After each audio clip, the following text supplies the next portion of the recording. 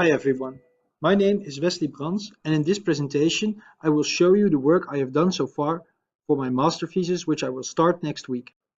In my master thesis I will look at the application of graph databases and crime scripts to find and disrupt criminal networks. My master thesis will come from an internship in cooperation with the TUE. In this presentation I shall show you the work I have done so far. I will do this in the following manner. I shall first give a small introduction and a recap of my midterm presentation, so we are back to the point where we left things off last time. I shall then move on to a new proposed approach to answer my research questions. Next, I will give a small example case using the powerful graph query language Cypher. During the proposed approach, multiple research questions will come up. At the end, these will be summarized, as well as further challenges which I have to deal with during the execution of the master thesis. In the current society, many kinds of crimes take place. Whenever a crime is committed, an investigation starts, from which reports are formed. These reports contain data regarding criminal activity and about criminal networks. Traditionally, this is done in a manual fashion, with a whiteboard and pictures and wires, as can be seen in the picture here. In today's small world with communication technologies aplenty, this is not possible anymore. Not only is there so much data, which is still incomplete, crimes are done in groups now and are not local anymore. Crime syndicates are spread all over the country. A criminal network is in basic a social network, as can be seen over here. It shows how criminals are connected to each other. In a criminal network, each person has a role to fulfill and they bring knowledge in the network in their own way. The social network thus turns in a multi-relational property graph. Computers are now used for creation of criminal graphs, but they are still hard to analyze. Traditional relational databases are not going to cut it, as it is hard to see connections between entities. Luckily, we have graph database technology to our availability now. And in my master thesis, I will use this to investigate what knowledge we can obtain from them using the knowledge of crime scripts. A crime script is basically a blueprint or a recipe for a crime. It shows who does what at which stage, where the crimes are committed, what tools and skills are necessary, etc. A crime script is different for each crime, as each crime is different and has multiple ways of execution. The crime script shows the modus operandi in this way. The crime script was an answer to the outdated rational choice theory, which tried to explain criminal behavior by rational choice. But as it is the case with much human behavior, in the heat of the moment, the rational choice is not always executed. This might be due to improvisation, or it is planned in order to throw off investigators off the trail and obscure the crime. Crime scripts show the sequential logic behind the crime, but show the crime as dynamic, dependent activities. Scripts have been used in investigations of illegal waste dumping, large-scale fraud rings, serial sex offenders, clandestine drug operations, vehicle theft, and many more kinds of crime. Although crimes are different each time, and thus also in the script, in 1994 Cornish created a universal script, which is still often used as the starting point for creations of the crime script. The script can be seen on the slide. As you can see on the left, there are multiple stages, and for each stage there are certain actions necessary. During my midterm, I wanted to answer the following research question. Can we create and query a graph database to automatically find a crime script that provides information so that a criminal network can be disrupted and crimes can be prevented? To answer these questions, I created a framework with 3 parts which are necessary to answer this question. You might remember this framework on the left of the slide from the midterm presentation. From top to bottom, I wanted to create an initial knowledge graph from multiple data sources, enrich this initial knowledge graph using already existing algorithms and techniques, and from the obtained knowledge graph, query for crime scripts which would represent criminal networks. Each part of this framework turns out to be a master thesis in itself, and from the feedback I received from the midterms, I decided to only focus on one of the 3 aspects, namely the querying for crime scripts. I think this part is most interesting for me to research, and although the other parts are important, I can already, with datasets I will receive from the company I do my internship at, test this querying. Results will then improve once the other two steps have been performed as well. However, performing this step now already without the two other phases still should return interesting results. It also answers most of the points raised in the problem formulation. Only the creation part is not assessed in this step. I reformulated my original research questioning to the following.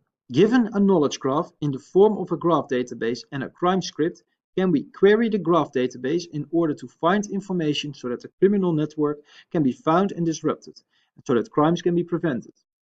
I just assume I have a knowledge graph and an existing crime script, and I want to see how to effectively and efficiently query the huge network.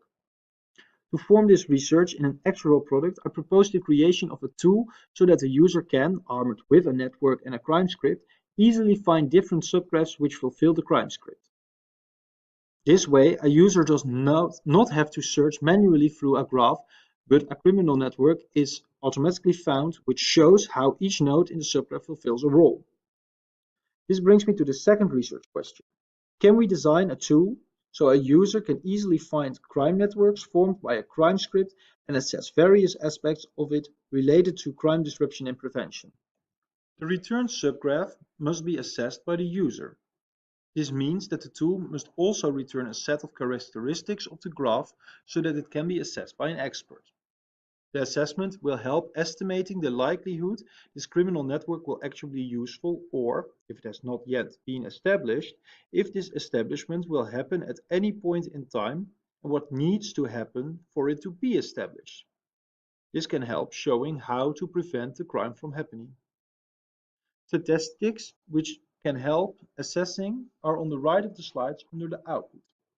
First, there is the size of the network. Although a minimum amount of manpower might be wanted, increasing the network to an unnecessary amount of nodes will harm the effectiveness of the network. Depending on the crime script, the size varies. The showing size would be helpful in assessing the criminal network. Then we have some centrality measures.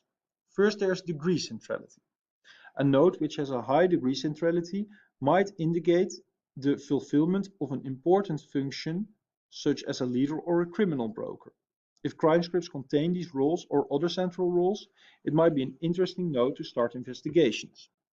Then there is closeness centrality. This centrality measures shows how fast information can spread throughout a network and is helpful for indicating the disruption effect when the node will be removed. Last, there's betweenness centrality. This centrality measures the activity and shows how many shortest paths go through this node, making it a helpful statistic for disruption of the network. Next, we have the amount of nodes in the network with no role. These nodes are redundant and only serve as a way to connect the nodes which are important. More unnecessary nodes between the nodes which have a role might cause the network to be unreliable or unnecessarily big. Also, if an unnecessary node has a high betweenness centrality, it might be a good point for prevention. Then we have the numbers of triangles. This indicates the connectedness in the graph, as well as the presence of certain subgroups in the criminal network. Then we have density. Density shows to what extent the network is fully connected or not. Depending on the crime script, a dense criminal network might be more powerful and harder to disrupt. Then there is network diameter. This shows the largest shortest path between two nodes. If the diameter is very large, it might indicate that it becomes very hard to plan this crime. Last, we can return some indicators which tells us about disruption effects. If a node would be removed, how big would the disruption be? Of course, we will also show how the crime script is filled in. Of course, there are many possible solutions in the network. In order to bootstrap the results a bit and not to return unusable results from the get-go, the user can enter some input variables to limit the amount of subgraphs returned. Beside the knowledge graph, the user can choose a crime script. As said before, for each type of crime there are different scripts, and even the same type of crime might contain different scripts. A script can be represented as a table with stages in one column and roles on the other column, as was done before in the script of Cornish. Choosing a script will prompt a set of queries on the graph database, which finds for each role a set of nodes which can represent the criminal network. To bootstrap the results a bit, the user could limit the results based on the minimum amount of people if there is a minimum amount of manpower expected, or on the amount of nodes between two relevant nodes in order to trim down the network diameter a bit already. Also, in some cases, it might be the case that if a person has a certain role, then he cannot do any other roles. These roles which require a dedicated person must be indicated by the user. Last, since we are working with multi-relational network, some relationships in the network might not be useful at all. These should be filtered out. These parameters are based on literature research as was presented in the midterm.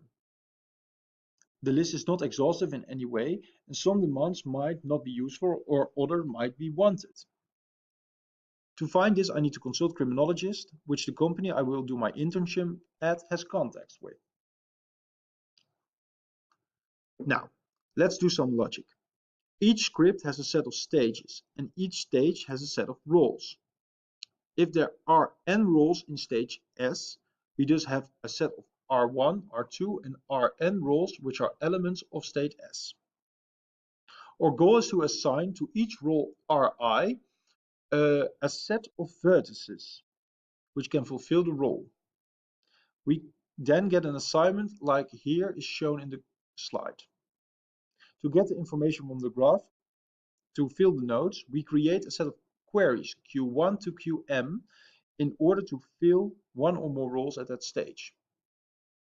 For example, say we have a query QK, which finds an assignment for roles R2, R3, and R6.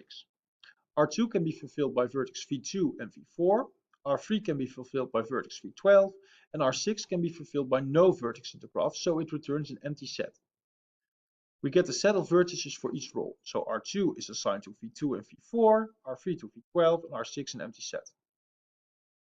Other queries can also fill in the roles, so query QK plus 1, for example, might find as interesting nodes for role R2, V1 and V4.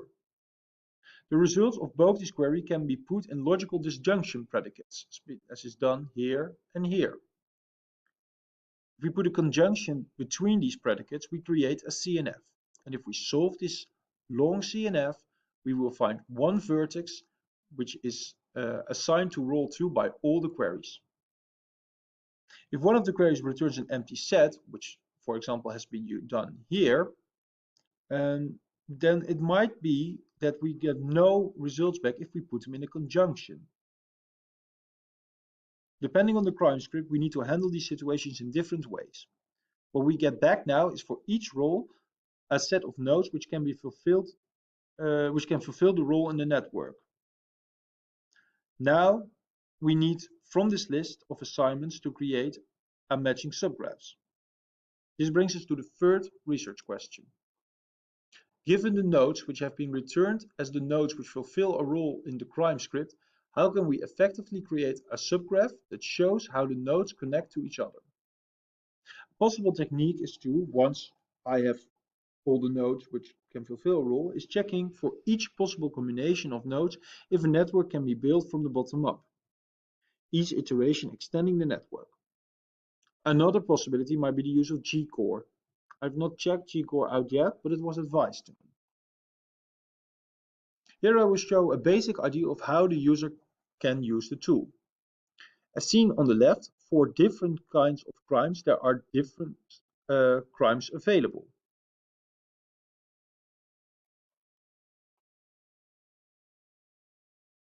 Here I will show a basic idea of how the user can use the tool.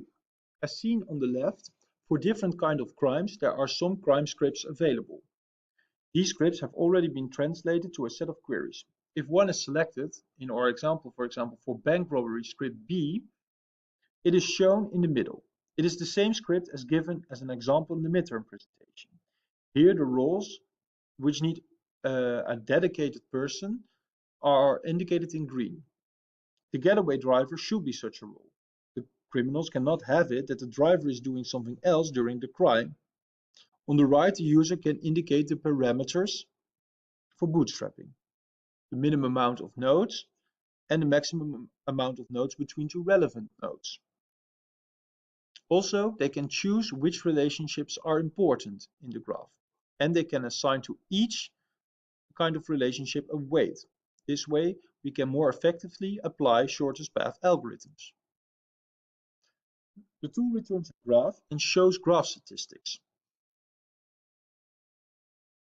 It shows the assignment of the roles to vertices, and the nodes can be selected so that statistics can be analyzed.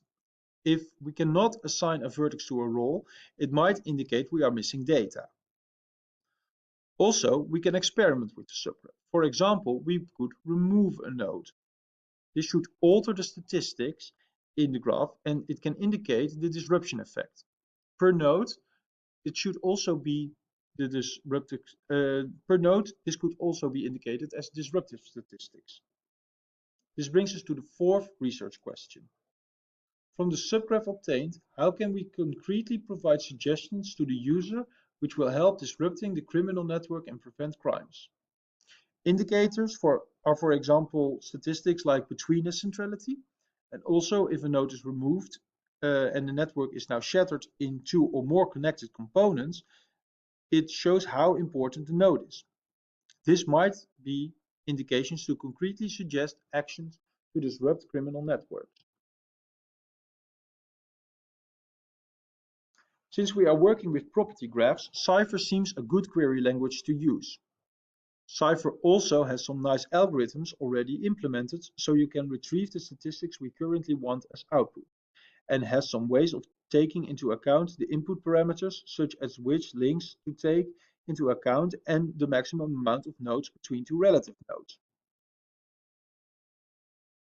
Here you can see some Cypher queries to count the size of the network,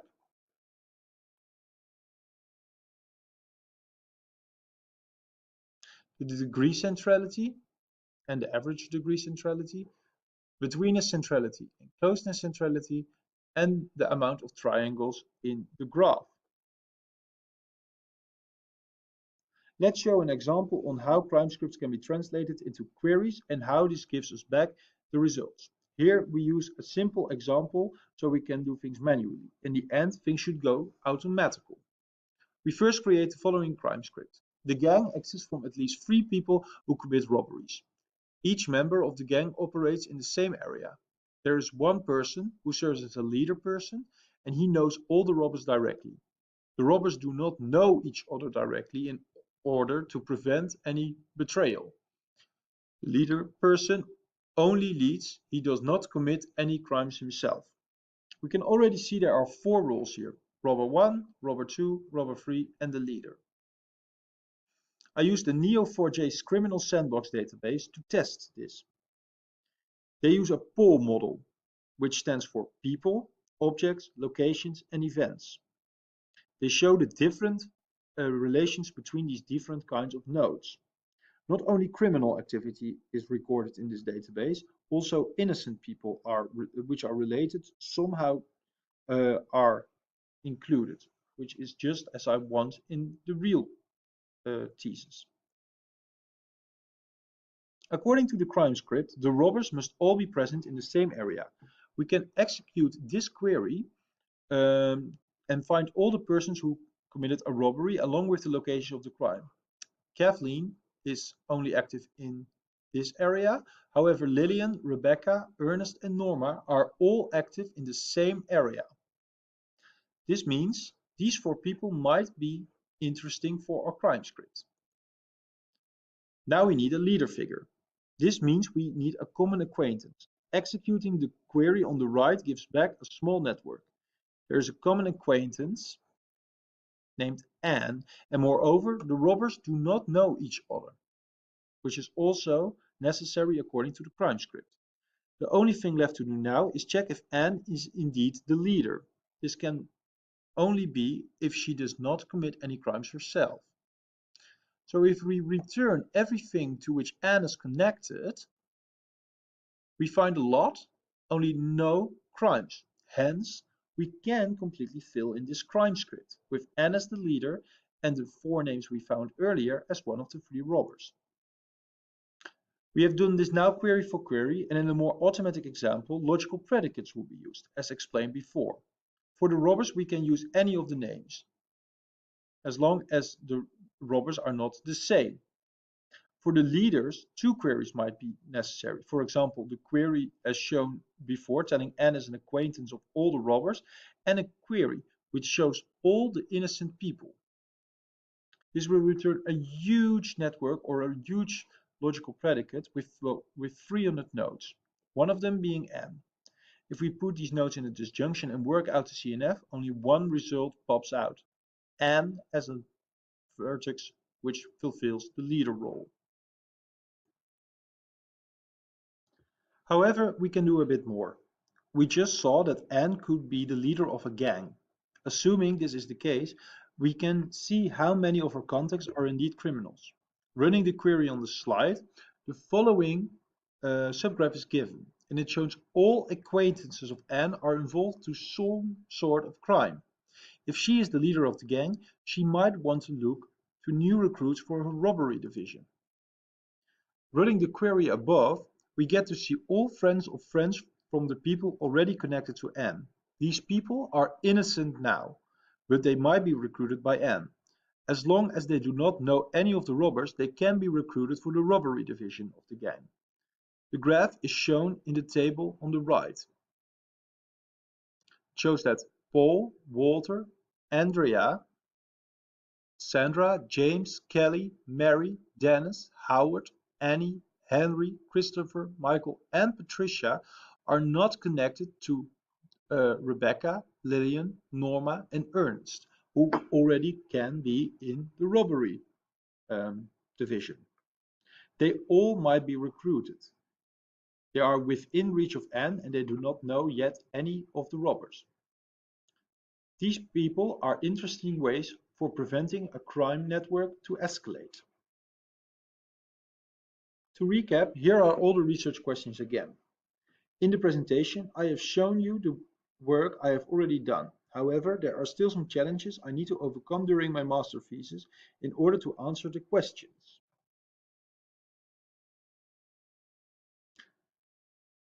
With the current manner of working, the creation of subgraphs from the nodes I already found is very inefficient. Building up the network is in the worst case takes way too much time, as it needs to consider all possible networks of nodes fulfilling the roles, and for these networks we need to check all combinations to build up the network. To limit this, we need more pruning in the beginning so that the initial set of possible networks to explore shrinks. Another thing which was advised is G-core, which I will also check out. A second challenge is the efficiency of the query structure. In the example above, we used multiple queries from which the results can be put in logical predicates to find out the things we did by hand now. Perhaps there is a more efficient way to do so than with Cypher. As mentioned before, there are multiple languages available, each having its own capabilities, which would be good for the thesis. They are seen in this table. Because we want to use a property graph, Cypher seems to be a logical choice. However, if we want to answer the research question, we need to somehow extend Cypher queries to support UCRPQ capability, which was done manually in the small example earlier. These extensions will also help in not only finding simple paths, but also arbitrary paths as well, which Cypher cannot do currently as well. Last, to test the eventual project, a crime script needs to be created or available to use. Literature already gave a few crime scripts, and as stated before, crime scripts can show for which roles we are lacking data. However, for our purposes in the master thesis, we want to use a crime script for which the data is available as well. Since we do not have any data yet, as this will come from the company, we cannot say which crime scripts can be used effectively. If no existing crime scripts are yet available, one needs to be created. For this, we need an expert opinion, for which the company has some context. Another option is to create a crime script ourselves, which is not based on police data per se, but is created based on logical thinking. As long as the script is elaborate enough, it should help in answering the research question. This is the end of my presentation. I thank you very much for watching it, and if you have any questions or any feedback I can use during my master thesis, please let me know. Thank you very much.